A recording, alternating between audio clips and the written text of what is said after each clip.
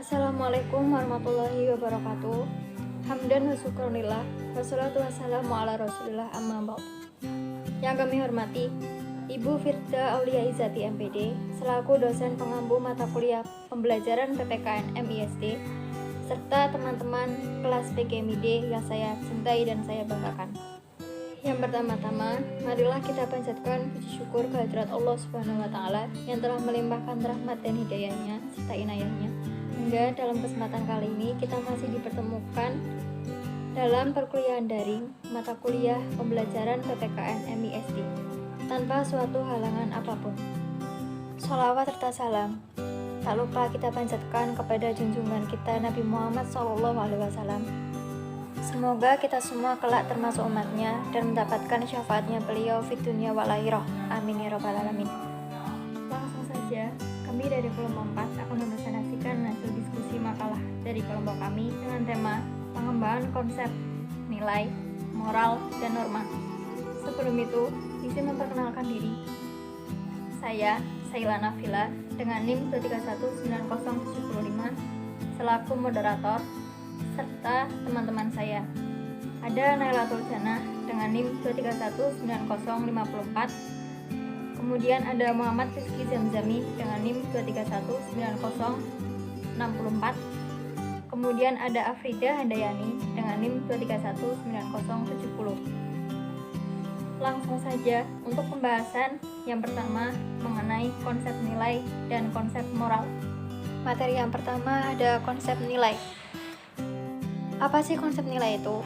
Nah, sebelumnya nilai sendiri itu adalah harga, makna, isi dan pesan, semangat atau jiwa yang tersurat dan tersirat dalam fakta, konsep, dan teori sehingga bermakna secara fungsional. Nah, konsep nilai-nilai sendiri adalah seperangkat keyakinan dan sikap-sikap pribadi seseorang tentang kebenaran, keindahan, dan penghargaan dari suatu pemikiran objek atau perilaku yang berorientasi pada tindakan dan pemberian arah serta makna pada kehidupan seseorang. Fungsi nilai bagi kehidupan manusia adalah sebagai berikut. Yang pertama ada sebagai faktor pendorong. Nilai sebagai faktor pendorong itu berhubungan dengan cita-cita dan harapan. Yang kedua, sebagai petunjuk arah. Nah, nilai sebagai petunjuk arah itu berkaitan dengan cara berpikir, berperasaan, bertindak, serta menjadi panduan dalam menentukan pilihan. Yang ketiga ada nilai sebagai pengawas. Nilai sebagai pengawas itu nilai mendorong, menuntun, bahkan menekan atau memaksa individu berbuat dan bertindak sesuai dengan nilai yang bersangkutan. Yang keempat ada nilai sebagai alat solidaritas. Nah, nilai sebagai alat solidaritas ini dapat menjaga solidaritas di kalangan kelompok atau masyarakat. Yang kelima, dapat mengarahkan masyarakat dalam berpikir dan bertingkah laku. Yang keenam, nilai sebagai benteng pengaruh perlindungan. Nilai berfungsi menjaga stabilitas budaya dalam suatu kelompok atau masyarakat. Selanjutnya ada sifat-sifat nilai, meliputi hal-hal berikut. Yang pertama, nilai itu suatu realitas, abstrak, dan ada dalam kehidupan manusia. Yang kedua, nilai memiliki sifat normatif, artinya nilai mengandung harapan, cita-cita, dan suatu keharusan sehingga nilai memiliki sifat ideal. Yang ketiga, nilai berfungsi sebagai daya dorong atau motivator, dan manusia sebagai pendorong. Selanjutnya ada konsep moral. Istilah moral berasal dari bahasa Latin mores, yaitu adat kebiasaan. Nah, menurut Suseno tahun 1998, moral adalah ukuran baik buruk seseorang, baik sebagai pribadi maupun sebagai warga masyarakat dan warga negara. Sedangkan pendidikan moral adalah pendidikan untuk menjadikan anak manusia bermoral baik dan manusiawi. Macam-macam moral antara lain, yang pertama ada moral deskriptif, yaitu etika yang berusaha meneropong secara kritis dan rasional sikap dan perilaku manusia dan apa yang dikejar oleh manusia dalam hidup ini sebagai suatu yang menilai. Yang kedua ada moral normatif, yaitu etika yang berusaha menetapkan berbagai sikap dan pola perilaku ideal yang seharusnya dimiliki manusia. Yang ketiga, ada moral ketuhanan.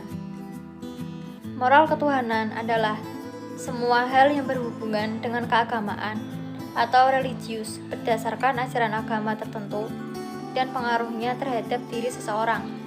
Yang keempat, ada moral ideologi dan filsafat. Moral ideologi dan filsafat yaitu segala hal yang berhubungan dengan semangat kebangsaan, loyalitas kepada cita-cita bangsa dan negara. Yang kelima, ada moral etika dan kesusilaan, yakni beberapa hal yang berkaitan dengan etika dan kesusilaan yang dijunjung oleh suatu masyarakat, bangsa, dan negara secara budaya dan tradisi. Yang keenam, ada moral disiplin dan hukum, adalah salah satu hal yang berhubungan dengan kode etika profesional dan hukum yang berlaku di masyarakat dan negara. Untuk materi selanjutnya akan disampaikan oleh Mbak Afrida Handayani. Assalamualaikum warahmatullahi wabarakatuh. Perkenalkan, nama saya Afrida Handayani, NIM 2319070. Di sini saya akan menjelaskan materi yang ketiga, yaitu ada norma hukum. Kata norma diartikan sebagai aturan atau ketentuan yang mengikat semua atau sebagian warga masyarakat. Dilihat dari segi tujuannya, norma hukum bertujuan kepada cita kedamaian hidup antar pribadi, keadaan damai terkait dimensi lahiriah dan batiniah. Terus dari segi isi norma hukum dibagi menjadi tiga. Yang pertama, ada norma hukum yang berisi perintah yang harus dijalani dan ditaati. Yang kedua, norma hukum yang berisi larangan. Dan yang ketiga, ada norma hukum yang mengikat seseorang pihak selama tidak menentukan perjanjian yang lain. Terus menurut Purnadi Purbacarakan dan Soejono, hukum memiliki beberapa sifat. Yang pertama, ada imperatif, yaitu perintah yang secara a priori harus ditaati baik secara keseluruhan maupun larangan. Terus yang kedua, ada fakultatif, yaitu tidak secara a priori mengikat atau wajib dipatuhi.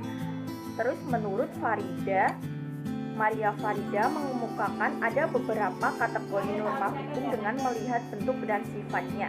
Yang pertama, ada norma hukum umum dan norma hukum individual. Norma hukum umum adalah suatu norma hukum yang ditujukan untuk orang banyak, umum dan tidak tertentu.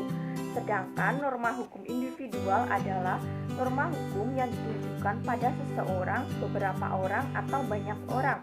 Terus yang kedua, ada norma hukum abstrak dan norma hukum konkret.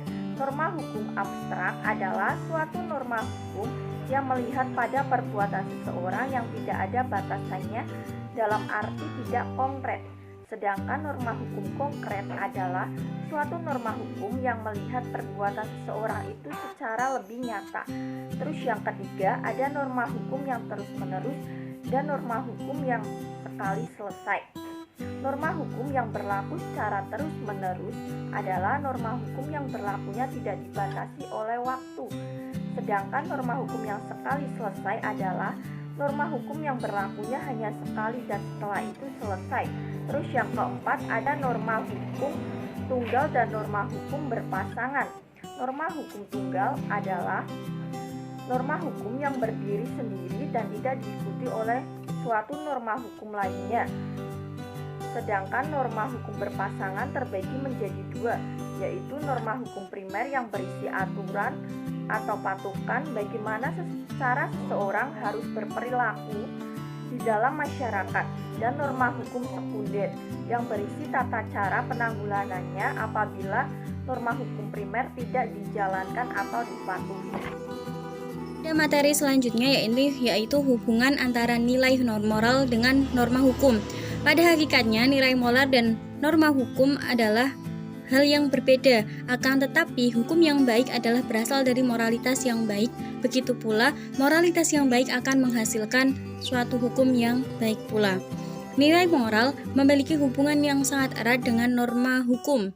Hukum membutuhkan moral, sebab kualitas hukum tergantung bagaimana kualitas dari moralitas seseorang. Karena itu, hukum harus selalu diukur dengan nilai moralitas. Di sisi lain, moral juga membutuhkan hukum, karena tanpa hukum, moral akan mengawang-awang, sehingga dapat sehingga hukum dapat meningkatkan dampak sosial dari moralitas itu sendiri. Hukum dengan moral sama-sama mengatur tingkah laku manusia, akan tetapi hukum membatasi tingkah laku lahiriah saja, namun pada moralitas juga mengatasi dan menyangkut nilai batiniah seseorang juga. Selanjutnya adalah contoh dari konsep nilai.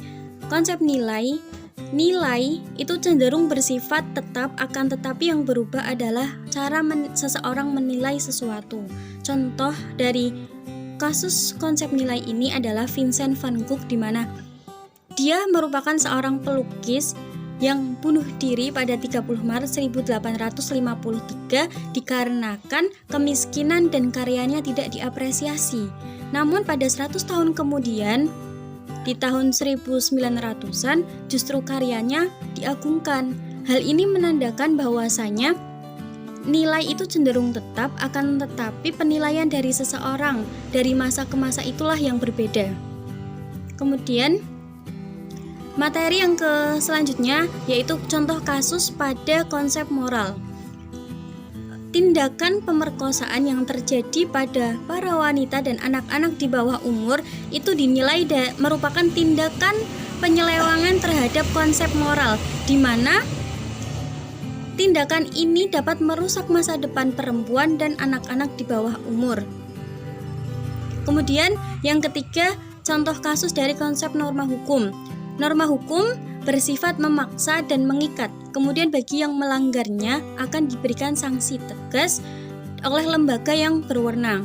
Contohnya adalah bagi siapa saja yang menggunakan sepeda kendaraan bermotor, dia wajib memakai helm dan melengkapi surat-surat yang harus dilengkapi. Nah, ketika ada seseorang warga negara yang berkendara dengan berkendaraan motor, dia tidak menggunakan helm atau mungkin surat-suratnya tidak lengkap, maka dia akan dikenai hukuman atau sanksi berupa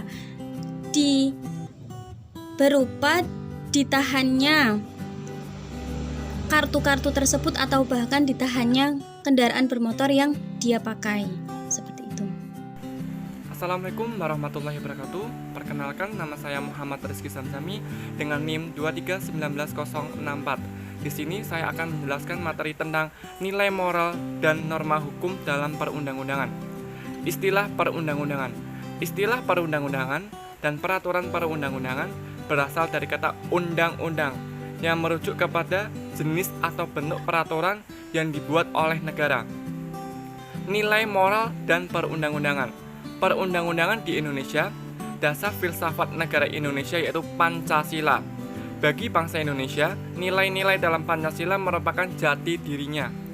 Pancasila merupakan pandangan hidup, kesadaran, dan cita-cita hukum, serta cita-cita moral yang meliputi suasana kejiwaan dan watak bangsa Indonesia, yaitu cita-cita mengenai kemerdekaan individu, kemerdekaan bangsa, peri kemanusiaan, keadilan sosial, perdamaian nasional, dan mondial.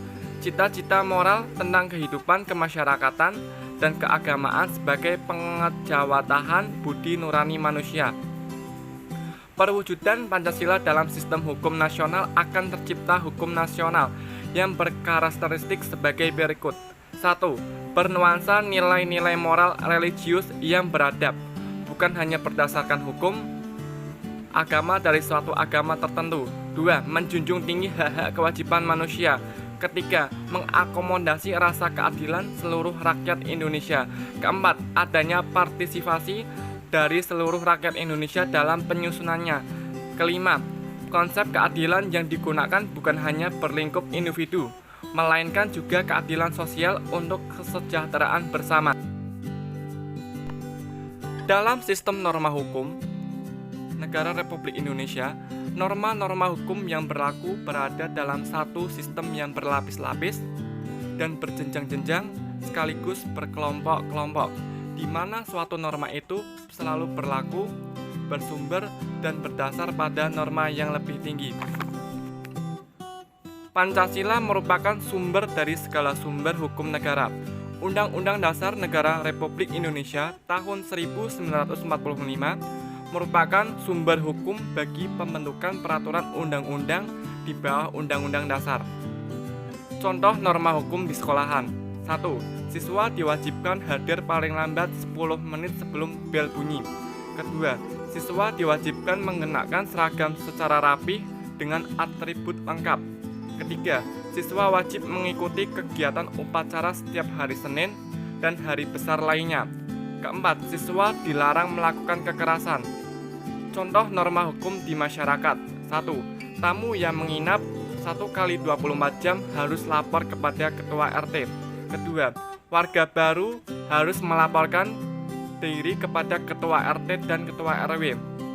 Contoh norma hukum di lingkungan negara. 1. Wajib memakai helm dan memiliki surat-surat saat mengendarai kendaraan bermotor. Kedua, wajib membayar pajak. Terima kasih. Wassalamualaikum warahmatullahi wabarakatuh.